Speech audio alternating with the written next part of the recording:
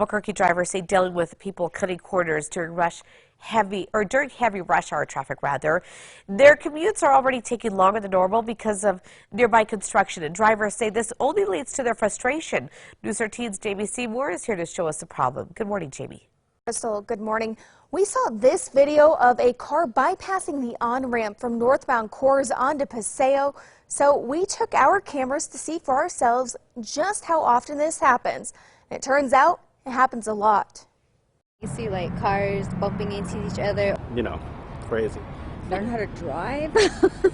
Drivers near Coors and Paseo are no strangers to heavy traffic. When you get off between 7:30 on Paseo, it's a little bit not bad when you come in this to the west, but you go into the east a little bit. Rush hour commuters on the west side are often dodging construction projects like the construction in Bernalillo along Highway 550. That often means taking detours and overflowing onto Albuquerque streets like Alameda, Paseo, and Coors. A lot of traffic, a lot of detours, a lot of accidents. And some are taking shortcuts just to save a minute or two, despite signage saying it's illegal. Our camera caught drivers bypassing the lane on northbound Coors to merge onto eastbound Paseo, and instead turning right at the intersection, car after car cutting ahead of other drivers. They'd come from one side, cut you off, and just to turn in. I'm like, don't you know where you're going? You should be in that lane already. Drivers aren't the only ones calling these maneuvers dangerous.